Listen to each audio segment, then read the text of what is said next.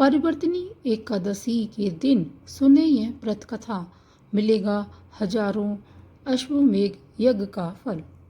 परिवर्तनी एकादशी हर साल भाद्रपद माह के शुक्ल पक्ष की एकादशी तिथि को रखी जाती है। इसे पद्मा एकादशी भी कहते हैं। भगवान श्री कृष्ण ने इस व्रत की पूरी विधि और कथा के बारे में बताया है। हर साल भाद्रपद माह में शुक्ल पक्ष की एकादशी तिथि को पद्मा एकादशी भी कहते हैं।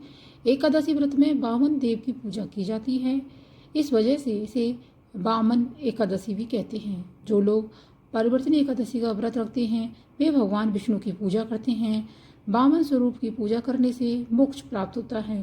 पूजा के समय परिवर्तनी एकादशी व्रत कथा सुनी जाती है।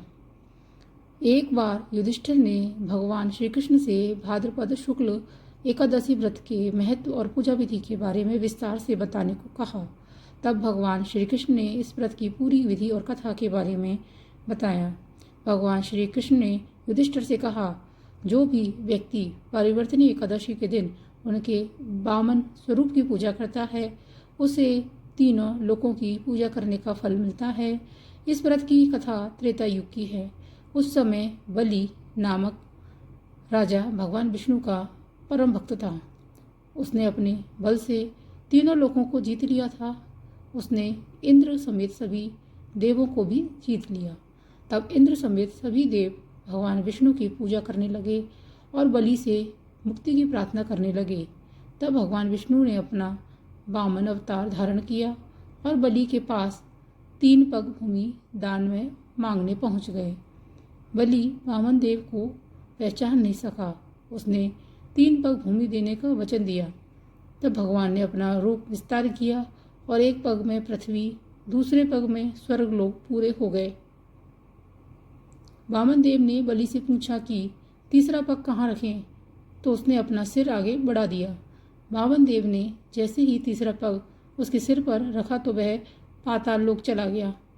उस विनम्रता को देख के भगवान विष्णु ने उसे आशीर्वाद दिया कि वे सदैव उसके पास रखेंगे।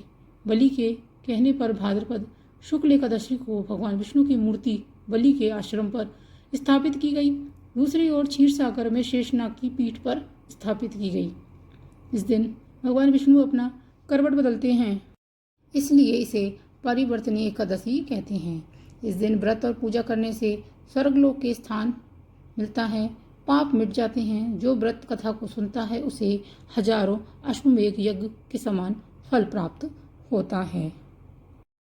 परिवर्तनी एकादशी के दिन भगवान विष्णु के लिए चरणामृत और पंजीरी का भोग जो तैयार करें उसमें तुलसी के पत्ते जरूर डालें। इसके बाद भगवान विष्णु को भोग लगाएं। इससे आर्थिक समस्याएं समाप्त होती हैं। परिवर्तनी एकादशी के दिन तुलसी के पौधे में शाम के समय घी का दीपक जरूर जलाएं।